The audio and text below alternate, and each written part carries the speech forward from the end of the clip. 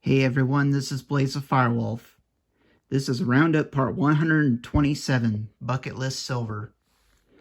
This is like one of the most unusual weeks I had metal detecting because I found silver every day I went metal detecting. Found one silver on one day, and then I found a piece of silver that's broken into two pieces Tuesday. Wednesday I found two silvers. Thursday I found two silvers, and Friday I found two silvers. All of these I found around La Jolla Shores, Dog Beach, Dog Park, and that's about it. But I say Dog Beach because the last day was the side where people walk their dogs. The rest of the other 2 days were in the volleyball courts and in the towel rows where people sunbathe and they might lose jewelry and stuff. And holy cow, I found something incredible. But yeah, I've spent another week at Dad's. This might be the last week for this year, 2025. $15.21 in quarters, dimes, nickels, pennies, the copper pennies. I think the oldest is 64. I think, yeah, 64. I think that's, yeah, that's another 64. Yeah. Got the usual clad. Got the usual zinc pennies. You could tell by the deterioration. They're pretty deteriorated, pretty bad. But yeah. $15.21. Got a few, a cool truck. La Jolla Shores. I found that at La Jolla Shores, not Belmont Beach. I went to do La Jolla Shores. Found, I think, this at La Jolla Shores, and maybe this one too. But yeah, Hot Wheels. I think this is a Maserati. Yeah, Maserati. Another car. This one's a Chinese imitator of a Hot Wheels. It says it right there, made in China. One Lego piece of brass. That's my only scrap. This is my only scrap that I found in this week at Dad's. I found a dog tag. Guess where I found it? Dog Beach. Ted with 2 sets of phone numbers on the back. Two Mexican 10 peso coins. They read kind of like a twisty top, but they also read kind of like a dog tag and a token, and maybe the rare occasion a clad dime. But yeah, two Mexican coins. I got the usual junk jewelry. I found a cool kryptonite key. A junk piece off of a charm, maybe a bracelet or necklace or something. It's not silver, it's base metal, slightly magnetic. This is cool. It might be crystal glass right there, while a copper claw. Guessing it's off of a bracelet. I found that in a volleyball court, so yeah. Junk ring, a snake ring with green eyes. I think it says RSC on this side, and you could definitely tell it's a junker. You could tell by the copper color coming out of the silver chrome. Found this at La Jolla Shores, making it the bucket list because it's my first ever ring I found at La Jolla Shores. Junker, probably a toe ring. It's made out of some zinc or copper. This is unusual. It's gold-plated. It's from a company called Bicilla. I don't even know if it's going to show up on the camera. It's very small writing. I think it's over here. Bicilla. There we go. Yep, Bicilla right there. It says Bicilla with a company symbol. Brand new, this ring. It's gold plated with an actual like stone in it, like not diamond or anything, but an actual like stone or type of stone. It is gold plated, but brand new goes for like $48. It's not worth that. It's probably like $25, but still, it's at least worth something more than nothing.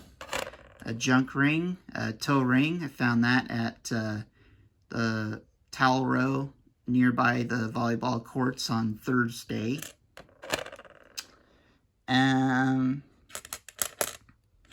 What else? That's kind of all the junk jewelry. Now, I found a spill of these 4 national park tokens. They're all different. Yep, Carlsbad State Beach 2020. This one's a National Parks token. It's basically this same token right here. The San Elijo State Beach, and this one, oh no, this is a different one. This one's not dated, but it says Donaghy's SB. Could someone please tell me what these tokens are for? I found 4 of these in a spill. No idea what they're for, but something. It's for something, because says State Park, California State Park. It has something to do with something. 3 of them are dated and 1 is not. They're made out of some type of base metal. They're magnetic, but not quite. Like, they're very faint. But, yeah, they're intriguing. And a bucket list. I think a few years ago I found a €1 German coin. This time I got €2. It rang up kind of like a twisty top, 82, 83 on the Garrett. It was only like 2 inches, 2.5 inches. Yep, but €2. It's got a German man on there. The year 2000. That's a bucket list because that's my first German coin in a long time. I like finding the foreign more. I love finding foreign money, I'll tell you. And a wheat penny. You can't have a week without finding a wheat penny. That's like my 14th one this year. The reason why you see all those scratches is because I've been trying so hard to basically scratch out and get rid of some of the crust on there. It's a 52D. Very common wheat penny. But yeah, that's my 14th wheat penny this year. So, yeah. Now let's go to the bucket list, which is something I've never found before. I've found a lot of spoons, a couple forks, not many forks, but never a knife. Now I got a knife. But it's not a butter knife. It's very dull. This was 4 inches down in the grass at Dog Park. It was sticking out of the grass like this, about 4 inches down. So it's a brass spread knife. Not a butter knife, a spread knife. It's something that you use to spread icing on cake, like frosting, icing, that kind of stuff. It's all brass. Might have been silver plated at one point. I'm going to try some manipulation on this thing, see if there's any like company marks or anything like that. As you can tell, I can't see anything on there that says any mark on it. But that's a bucket list. Hey, I got my first butter, well, technically sort of butter spread knife. A spread knife, brass sticking out of the grass. It rang up kind of like a nickel, about 46, 47, which could also be a pull tab. I dig them all. But yeah. All right, now to the silver. All silver. First day at the La Jolla Shores. A first 925 silver stud earring. I was using a magnifier on the back to make sure if it is silver, and it is. It says AU 925. AU 925 silver. And the second day, 2 inches down, well, 3.5 Well, actually, no, it was actually 6. 6 inches down, I found a Bucketlist, my first ever silver locket.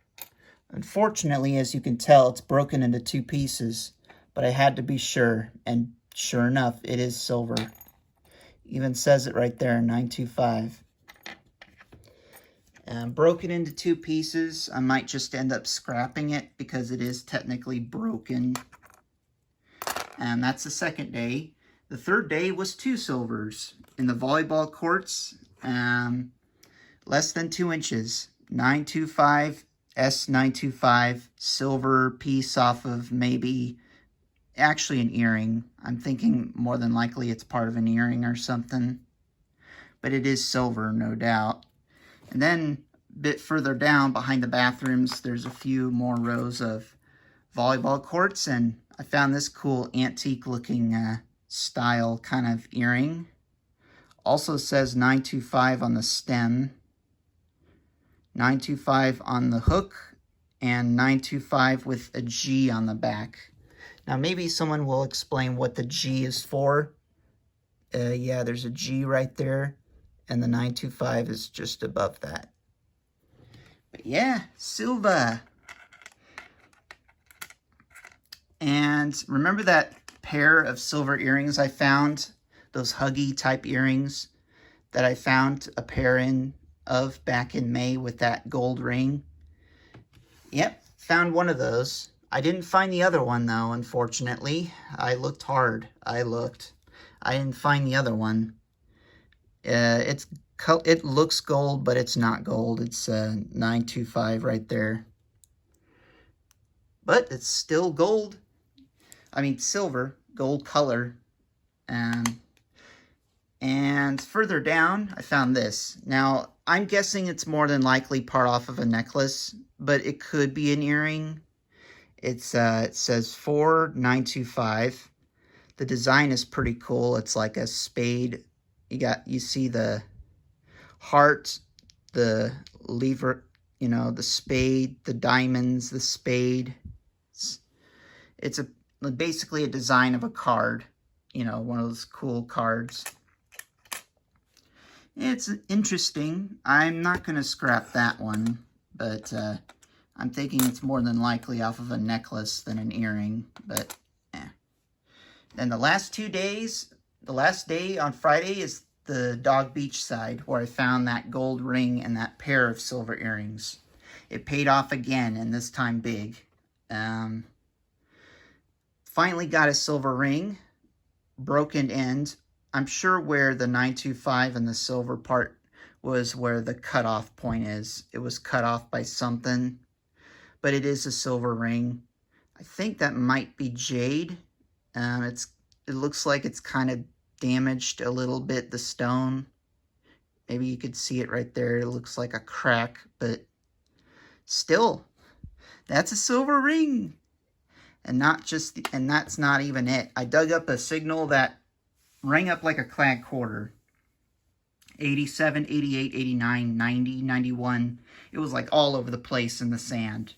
And I was like, oh man, is it a quarter spill?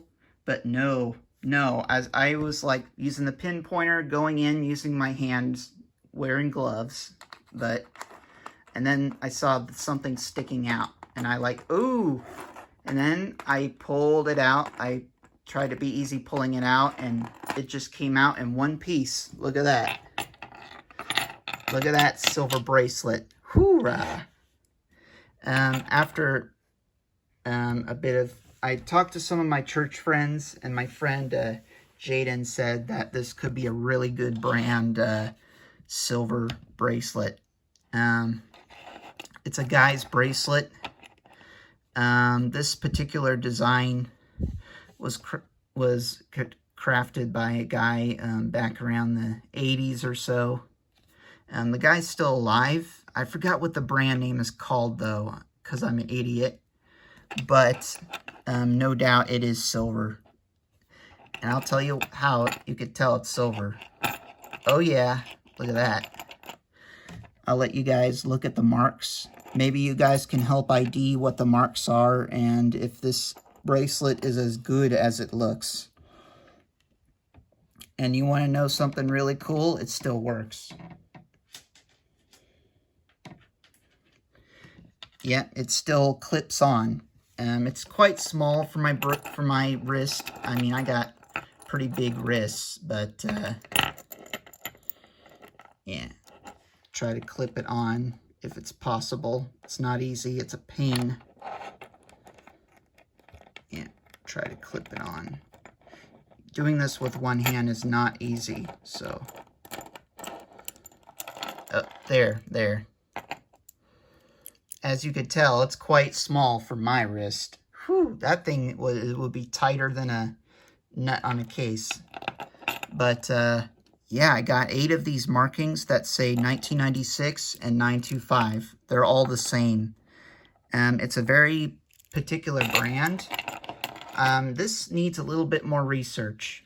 I can't tell exactly what it is, but I mean what the brand is, because I forgot. Like an idiot, I forgot. No, I'm not an idiot.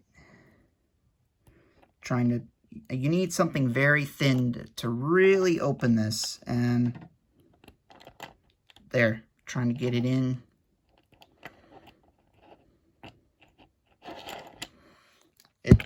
And I'm gonna have to do it like this. You have to do it in a particular angle to pretty much, it's a pain in the butt to do it. I have to do it off camera, so yeah, unclip it. There we go. You need something very thin and very small to get in between to get it loose. But yeah, that's my first ever silver bracelet. An awesome bracelet too. Maybe if I come back to this video, I'll pin my own comment and tell you guys exactly what this brand is. But all I can remember is that it's a guy back in the 80s who designed these types of bracelets and stuff, jewelry with these crosses on them. Particularly, they're for men, even though this looks like a lady's one. Look at the size. I don't know guys that have small wrists as much. I mean, there are some, but not too many. But, yeah, silver bracelet. Yeah, that's probably the best thing I found all year. It's actually a gamble if this is worth how much it's worth, because there's some of these that go for a stupid amount of money. The most expensive one of this brand goes for like $500,000, and that one was sterling. And I don't know. Some of them go for a few $100s, some go for a few $1,000s. This could be something. It's more than likely the real deal because of the linkage. It's not made it's not made perfectly, as you can tell. It probably is the real deal, but I need an expert about it. But you know me, I don't sell anything. This is particularly for me. As soon as I find out more information on this bracelet, I will let you know.